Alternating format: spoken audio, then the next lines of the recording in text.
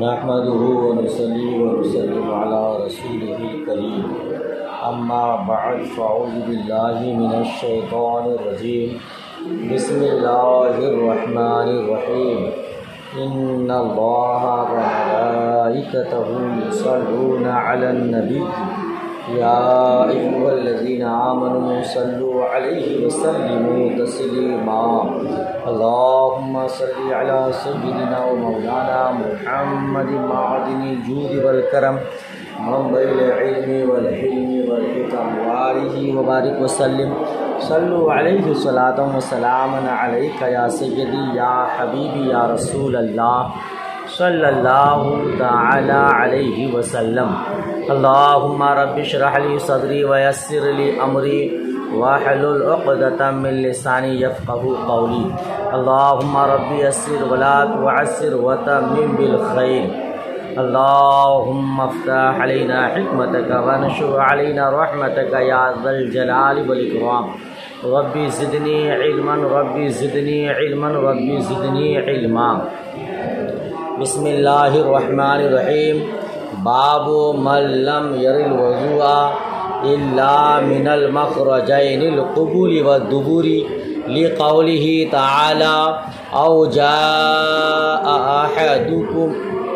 جاء احد منکم من الغائط وقال عطاء فی من یخرج من دبره الدود او من ذکری نحو القملتی یعید الوضوء وقال جابر بن عبد اللہ اذا ضحک فی الصلاة اعاد الصلاة ولم یعید الوضوء۔ دیکھیے امام بخاری علیہ رحمہ اس باب کے تحت متعدد تعلیقات پیش کیے ہیں، ترجمہ سماعت کرتے چلے جائیے اور ہر ایک تعلیق کی الگ الگ وضاحت جو بھی ہیں وہ سماعت کرتے چلے جائیے۔ ترجمہ دیکھیے، باب جو مخرجین قبول اور دبر سے نکلنے والی چیزوں کے علاوہ سے وضو کو فرض قرار نہیں دیتے ہیں۔ مخرجین قبول اور دبر، قبول اور دبر سے کیا نکلتے ہیں؟ پیشاب اور پاخانہ۔ تو پیشاب اور پاخانہ کے علاوہ کی چیزوں سے وضو کو واجب یا فرض قرار نہیں دیتے ہیں، اسی کے بارے میں یہ باب ہے۔ لِقَوْلِهِ تعالی، اللہ تبارک و تعالیٰ کے قول کی وجہ سے کہ تم میں سے کوئی جب قضائے حاجت سے آئے، آیت تیمم ہے، او جاء احد منکم من الغائط او لامستم النساء فلم تجدوا ماء فتیمموا صعیدا طیبا، تم میں سے کوئی جب قضائے حاجت سے آئے، ضرورت پوری کر کے آئے، یا عورت کو مس کر لے، پانی نہ پائے تو پاک مٹی سے تیمم کرے، ہے نا؟ تو اسی آیت کا ایک حصہ ہے۔ تو یہ باب ہے نا کہ صرف پیشاب اور پاخانہ سے وضو ٹوٹ جاتا ہے اور وضو پھر سے فرض ہوتا ہے، اس کے علاوہ سے نہیں، یہ باب ہے۔ تعلیقات دیکھیے، حضرت عطا نے کہا جس کے پائخانے کے مقام سے کیڑا یا پیشاب کے مقام سے جوئی کے مثل نکلے وہ وضو لوٹائے۔ ٹھیک ہے، کیا مطلب؟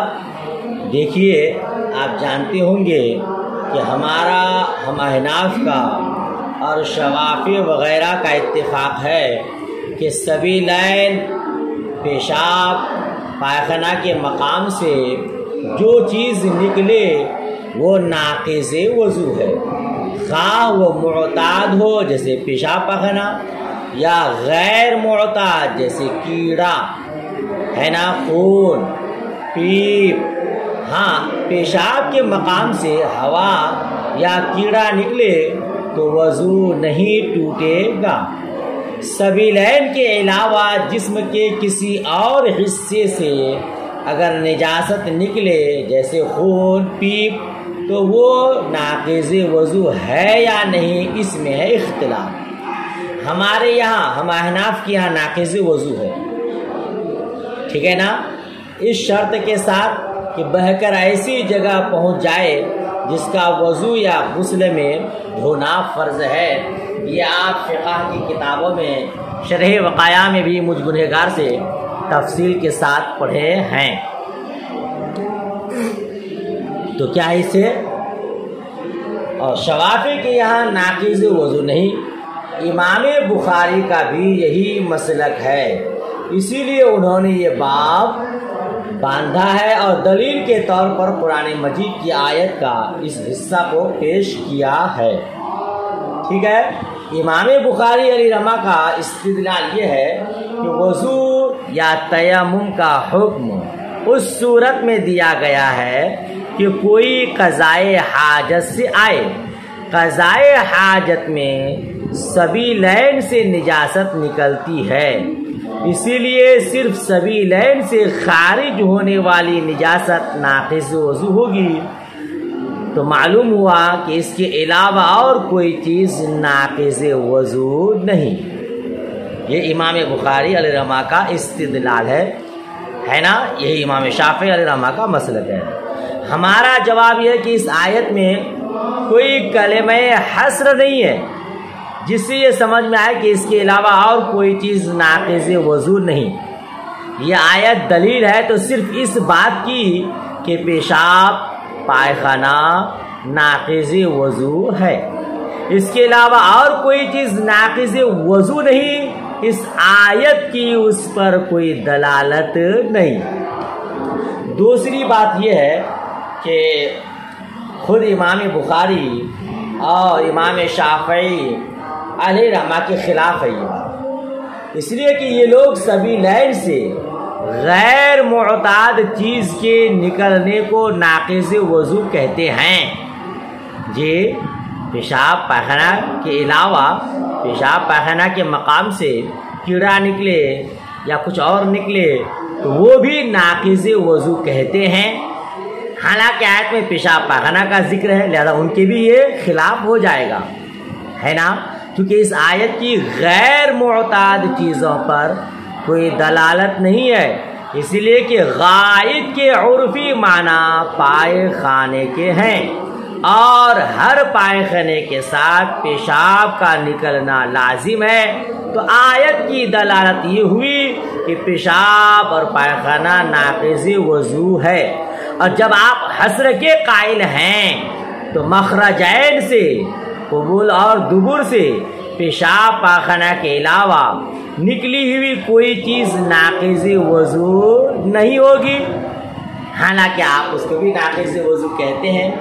تیسری بات، اگر آپ یہ کہیں کہ پیشاب اور پاخانہ کے علاوہ کوئی چیز ناقض وضو نہیں ہے تو لازم آئے گا کہ مزید بھی ناقض وضو نہ ہو، اس لیے کہ یہ بھی پیشاب پاخانہ کے علاوہ ہے، حالانکہ یہ پیشاب کے راستہ سے نکلتی ہے۔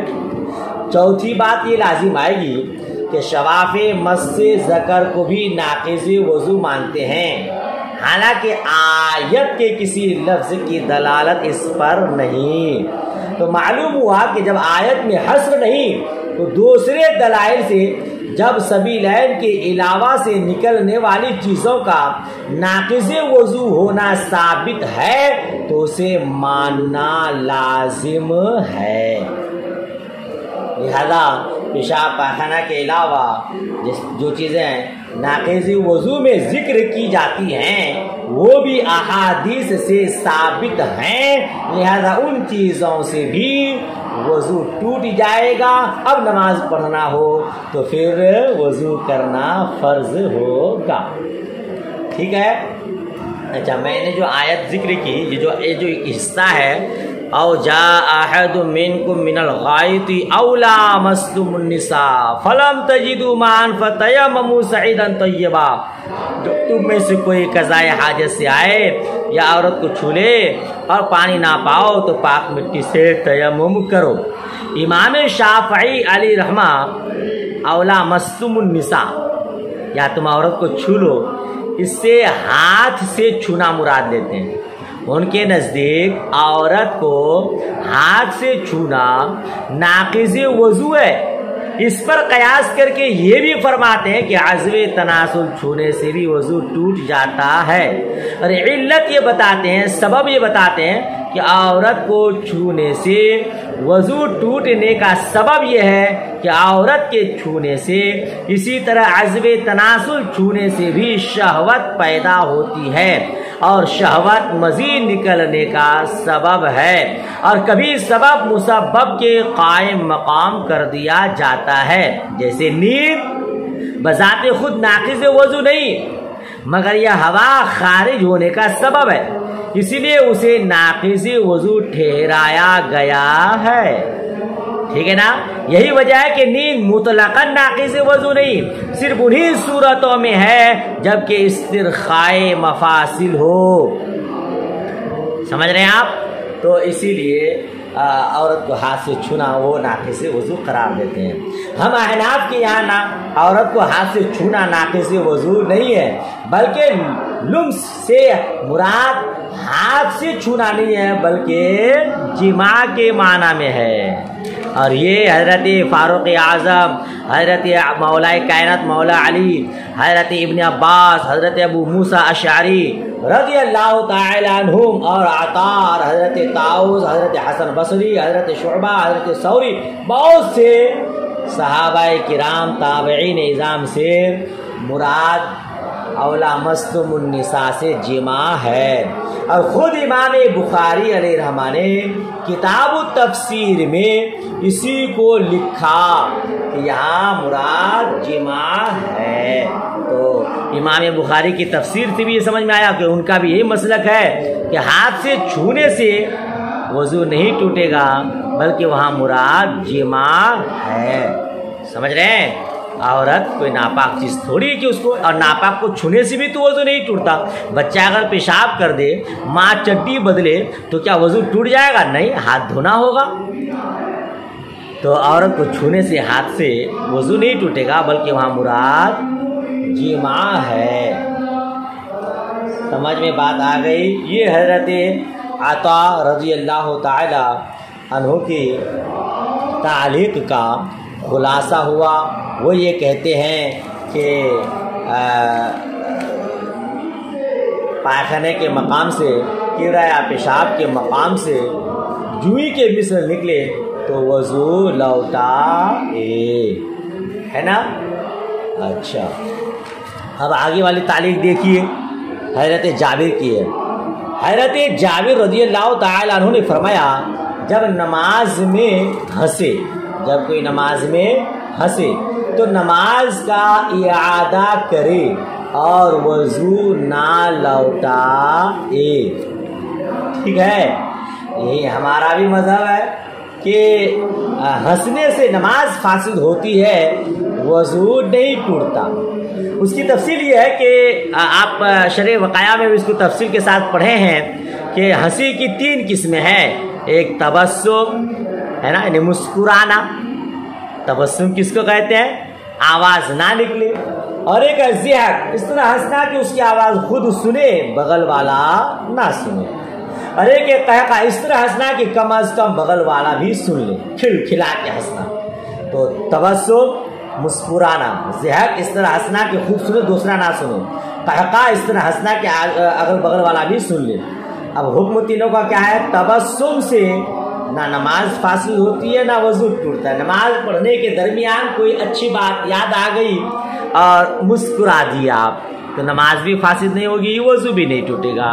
اور اگر ہنسی آ گئی، اس طرح ہنسے کہ آپ نے سن بھی لیا، تو نماز فاسد ہو جاتی ہے، وضو نہیں ٹوٹتا ہے، کیونکہ اس ہنسی کو کلام سے ملحق کر دیا جاتا ہے۔ آپ نے ہنسا تو گویا کہ آپ نے کلام کر لیا، کلام کرنے سے نماز فاسد ہو جاتی ہے، وضو نہیں ٹوٹتا۔ قہقہ سے نماز بھی فاسد ہو جاتی ہے اور وضو بھی ٹوٹ جاتا ہے نا۔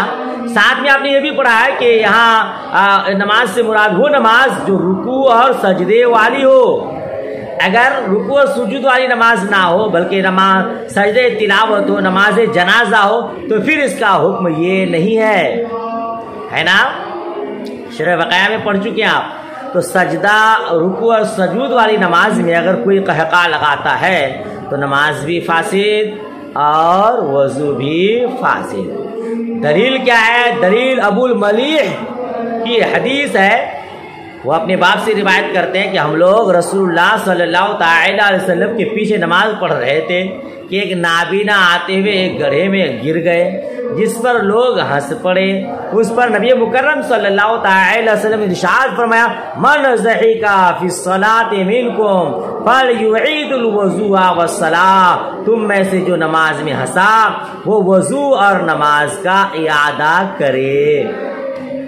سمجھ رہے ہیں؟ تو اس پر پھر اعتراض کیا جاتا ہے کہ حدیث میں من ضحکہ ہے، اور احناف ضحک مفسد نماز مانتے ہیں، ناقض وضو نہیں مانتے۔ جی تو آپ سنیں نا بھائی صاحب کہ ضحک سے خالی کیا ہوتا ہے؟ نماز فاسد ہوتی ہے، وضو فاسد نہیں ہوتا ہے نا۔ اتنے صحابہ یہاں صحابہ اتنے زور سے ہنسے تھے کہ حضور حضرت صلی اللہ تعالی علیہ وسلم نے سن لیا تھا، تو یہ قہقہ تھا، اور قہقہ سے نماز بھی فاسد اور وضو بھی فاسد، وہ بھی رکوع اور سجود والی نماز میں، اس کے علاوہ میں نہیں، کیونکہ قہقہ سے وضو کا ٹوٹنا خلاف قیاس ہے۔ قیاس یہ کہہ رہا ہے کہ قہقہ سے وضو نہیں ٹوٹنا چاہیے، چونکہ کسی نجاست کا خروج تو نہیں ہوا، مگر چونکہ حدیث وارد ہے لہذا اب قیاس کا وہاں کوئی دخل نہیں، حدیث پر عمل کرتے ہوئے ناقض وضو ناقض نماز قرار دیا جائے گا۔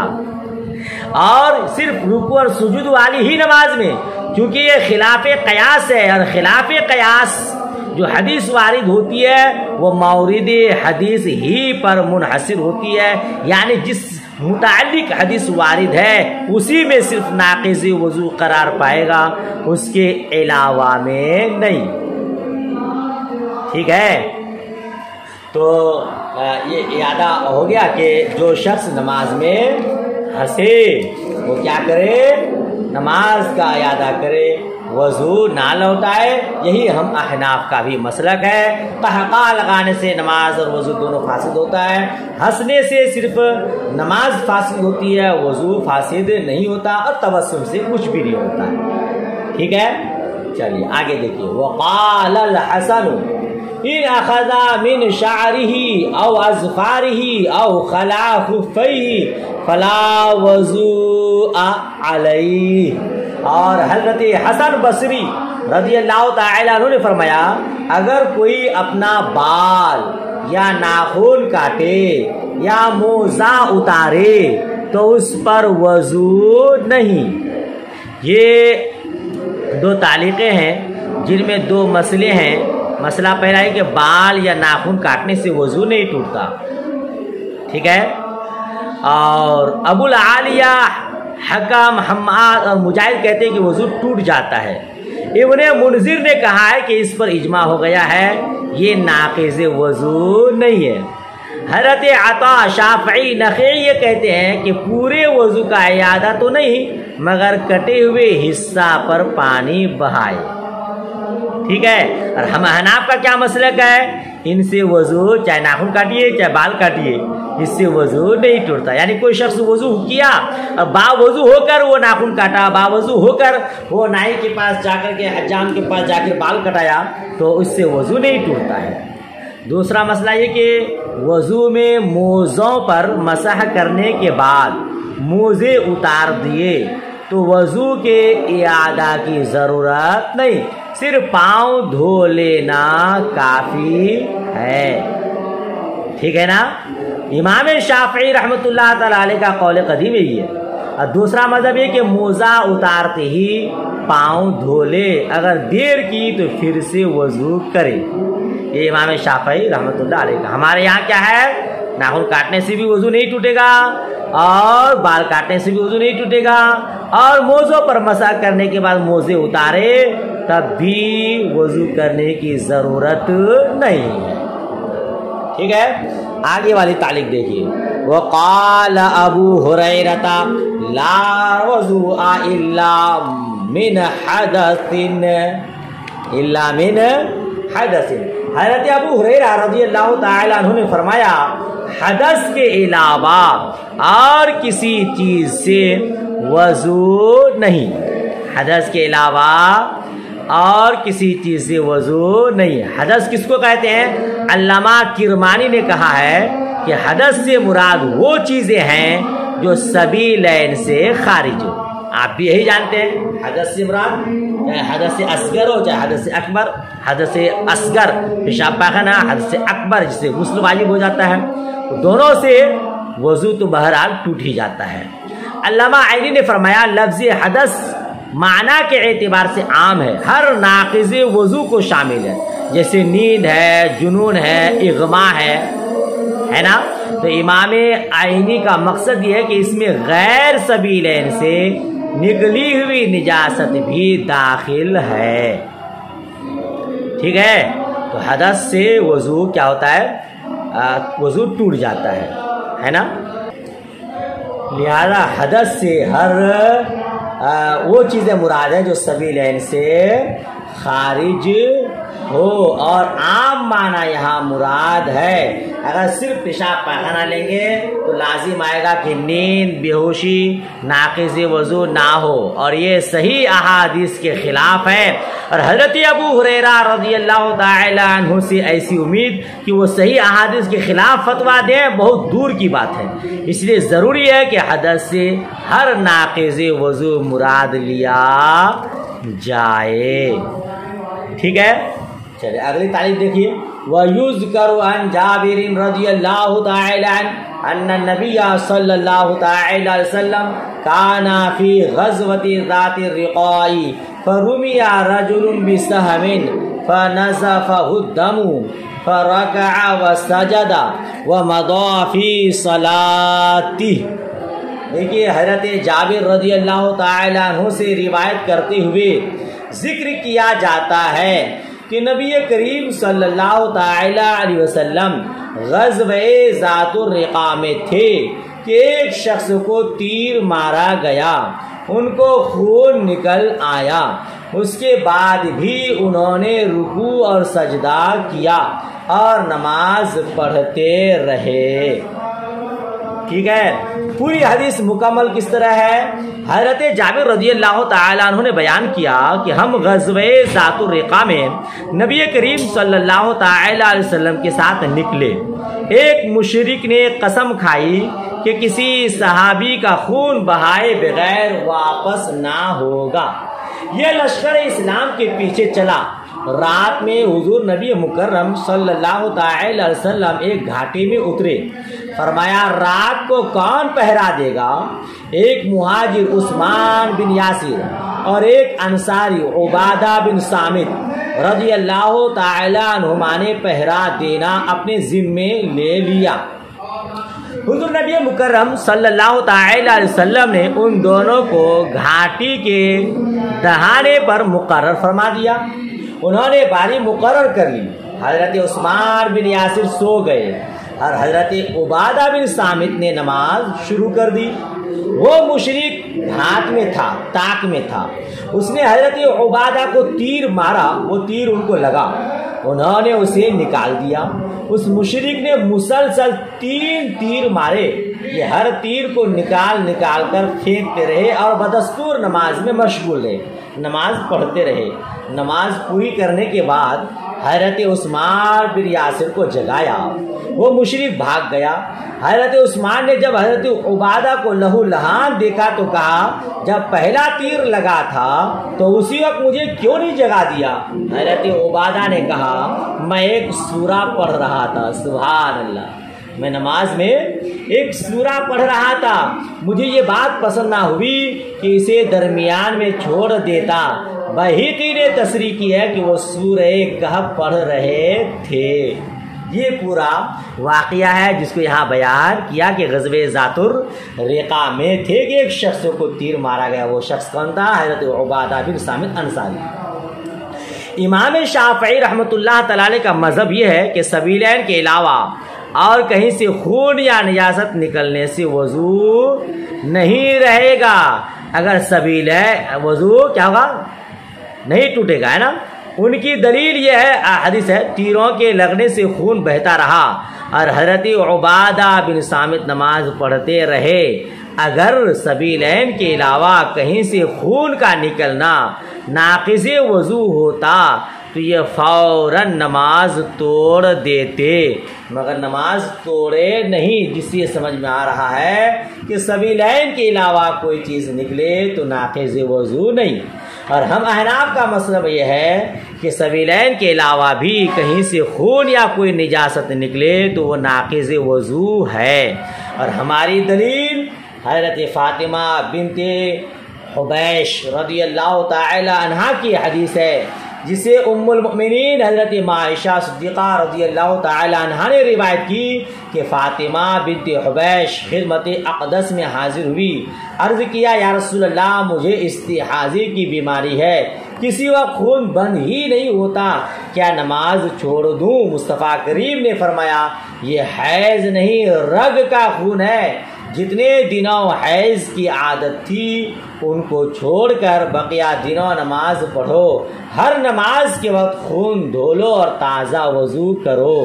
تو استحاضہ بیماری کا خون ہے، یہ حیض نہیں۔ حضور نبی مکرم صلی اللہ تعالی علیہ وسلم نے اسے ناقض وضو فرمایا، تو ثابت ہوا کہ جسم کے کسی حصے سے نکلنے والا خون ناقض وضو ہے، اور اس سے پہلے بھی اس طرح کی حدیث گزر چکی ہے۔ تو پھر اس حدیث کا جواب کیا ہوگا؟ تو پھر امام شافعی رحمۃ اللہ تعالی علیہ کے اس استدلال کا، اس حدیث کا کیا جواب ہوگا کہ وہ نماز خون نکلتا رہا نماز پڑھتے رہے؟ تو یاد رکھیے گا اس کا جواب اس طرح ہوگا کہ حضرت عبادہ بن صامت رضی اللہ تعالی عنہ عالم استغراق میں تھے، بدن سے خون نکلنے کے بعد بھی نماز پڑھتے رہے، ہے نا۔ اس کو دلیل بناتے کہ سبیلین کے علاوہ اور کہیں سے خون نکلنا ناقض وضو نہیں، تو لازم یہ کہ یہ بھی کہے کہ خون پاک ہے، اس لیے کہ خون تو نکل رہا تھا نا، اس لیے جب خون نکلا تو بدن اور کپڑے پر بھی کافی مقدار میں لگا ہوگا، اور اسی حالت میں نماز پڑھتے رہے تو لازم کہ خون بھی پاک ہے، حالانکہ امام شافعی خون کو ناپاک مانتے ہیں، ٹھیک ہے نا۔ یہ کہنا ہو سکتا ہے خون بدن سے اس طرح ابل کر نکلا ہو کہ بدن اور کپڑے پر نہ لگا ہو، یہ بس خالی باتیں بنانا ہے۔ سب سے پہلی بات تو حضرت عبادہ بن صامت رضی اللہ تعالی عنہ ننگے ہوتے تو اس کی گنجائش تھی۔ دوسری بات، تیر بدن میں پیوست نہ ہوتا، اچھل کر دور جا پڑتا تو اس کا احتمال تھا۔ تیسری، ابتدا میں خون ابلتا ہے مگر بعد میں بہہ کر جسم پر پھیلتا ہے، وہ بھی مسلسل 3 تیر لگنے کے بعد بھی خون اتنے زور سے ابلے کہ بدن اور کپڑے پر نہ پڑے، یہ ممکن نہیں، ٹھیک ہے نا۔ لہذا ماننا پڑے گا کہ یہ سب کیا ہے، ناقض وضو ہیں۔ ہاں اتنا ہے کہ احناف پر 2 اعتراض پڑیں گے، ایک ہے کہ خون نکلنے سے وضو بھی ٹوٹ گیا اور کپڑے بھی ناپاک ہو گئے، پھر حضرت عبادہ بن صامت رضی اللہ تعالی عنہ کیسے نماز پڑھتے رہے؟ تو اس کا جواب احناف یہ دیتے ہیں کہ حضرت عبادہ بن صامت رضی اللہ تعالی عنہ عالم استغراق میں تھے، نماز میں انہیں جو لذت مل رہی تھی اس نے اس طرف توجہ بھی نہیں دیا کہ خون سے کپڑا یا بدن ناپاک ہو گیا اور وضو ٹوٹ گیا ہے۔ استغراق کے عالم میں جو افعال صادر ہوتے ہیں وہ دوسروں کے لیے دلیل نہیں ہوتے۔ دوسری بات، اس کا بھی امکان ہے کہ حضرت عبادہ کو اس وقت اس کا علم نہ رہا ہو کہ خون ناپاک اور ناقض وضو ہے، حضور اقدس صلی اللہ تعالی وسلم کو اس کی خبر ہوئی تب جا کر کے اس کا حکم آپ نے بیان فرمایا۔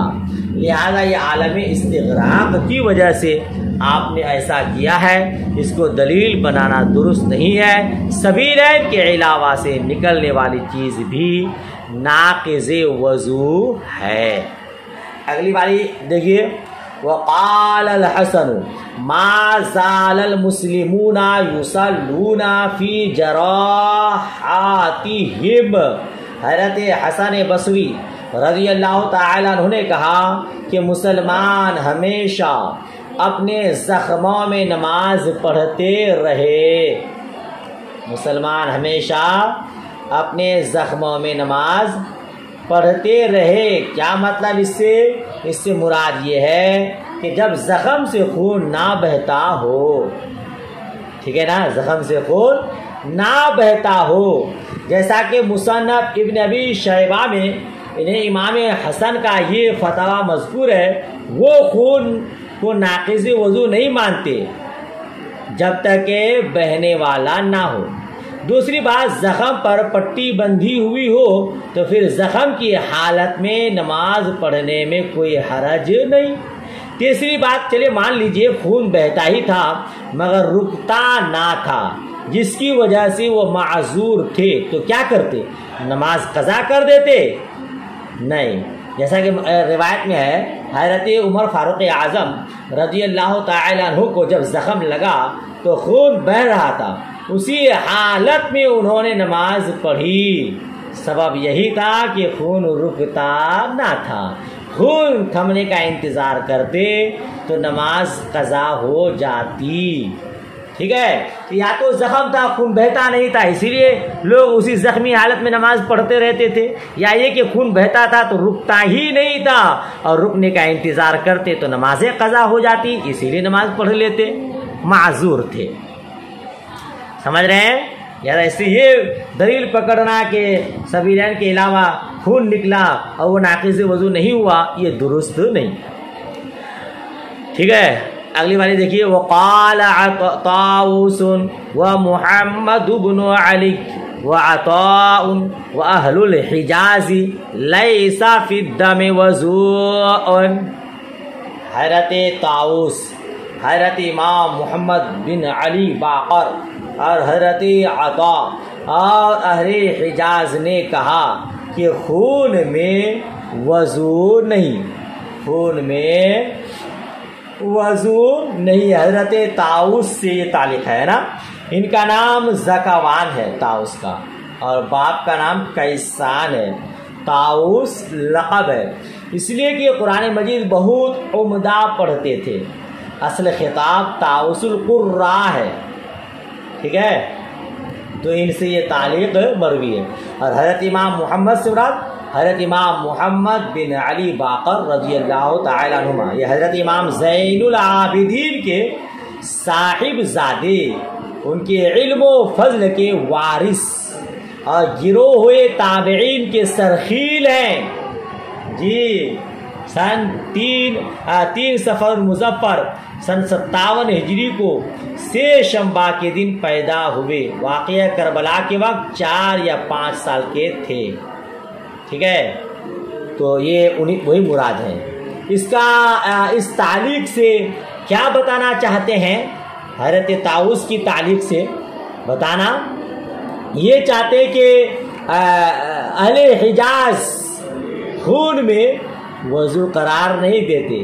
امام بخاری، امام شافعی رحمۃ اللہ علیہ یہ ثابت کرنا چاہتے ہیں کہ سبیلین کے علاوہ سے نکلنے والی چیز ناقض وضو نہیں ہے۔ اس سے پہلے کئی تعلیقات میں بحث ہو گئی کہ یہ بھی ناقض وضو ہے، ٹھیک ہے نا۔ ہاں اتنا ہے کہ بہنے والا خون اگر نہ ہو تو وہ ناقض وضو نہیں ہے۔ یہاں جو کہا کہ اہل حجاز خون میں وضو نہیں قرار دیتے یعنی ناقض وضو نہیں مانتے، تو شاید دم غیر مصفوع ہو۔ ہم احناف کے یہاں بھی دم مصفوع بہنے والا خون ناقض وضو ہے، دم غیر مصفوع نہ بہنے والا خون ناقض وضو نہیں ہے، ٹھیک ہے۔ اگلی تعلیق دیکھیے، وعصر ابن عمر رضی اللہ تعالی عنہما بصرة فخرج منها الدم ولم يتوضأ۔ حضرت عبداللہ ابن عمر رضی اللہ تعالی عنہما نے پھنسی کو دبایا، اس میں سے خون نکلا اور وضو نہیں کیا۔ اس میں بھی آپ یہی کہیں گے کہ خون بہنے والا نہیں تھا، ہے نا۔ ہم احناف بھی بہنے والے خون کو ناقض قرار دیتے ہیں، غیر مسکو کو ناقض وضو قرار نہیں دیتے۔ بات ختم ہو گئی۔ اگلی تعلیق دیکھیے، تعلیق نمبر 36۔ وَبَزَقَ ابن ابی اوفا دمن فمضى فی صلاته۔ حضرت ابن ابی اوفا رضی اللہ تعالی عنہ نے خون تھوکا اور نماز پڑھتے رہے۔ یہاں بھی آپ وہی تعلیق وہی تعویل کریں گے کہ آپ مسئلہ جانتے ہیں، شرح وقایع میں پڑھ چکے ہیں، دوسری فقہ کی کتابوں میں پڑھ چکے ہیں۔ اگر تھوک میں خون نکلا، تھوک غالب ہے تو وضو نہیں ٹوٹا، اور اگر خون غالب ہے تو وضو ٹوٹ گیا، ہے نا۔ اور غلبہ کس کو کہتے ہیں؟ اگر تھوک کا رنگ زرد ہے تو تھوک غالب ہے، اور اگر سرخ ہے تو خون غالب ہے، ٹھیک ہے نا۔ تو یہاں ایسا ہو سکتا ہے کہ اس نے تھوکا اور یہاں پہ تھوک غالب تھا، خون مغلوب تھا، اسی لیے اس میں وضو نہیں لوٹایا۔ سمجھ شریف میں بات آئی؟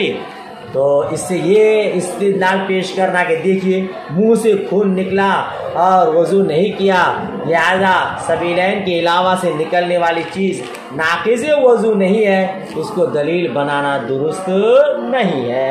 تھوک غالب تھا، خون مغلوب تھا، اسی لیے آپ نے وضو نہیں لوٹایا۔ بات ختم ہو گئی۔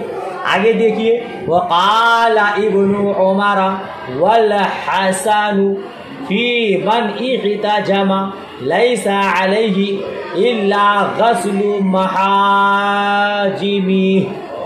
حضرت ابن عمر اور حضرت امام حسن نے فرمایا جو سینگی لگوائے وہ صرف اتنی جگہ دھوئے جہاں سینگی لگی ہے، جو پچھنا لگوائے، حجامہ کروائے تو اتنی جگہ دھوئے جتنی جگہ اس نے پچھنا لگایا ہے۔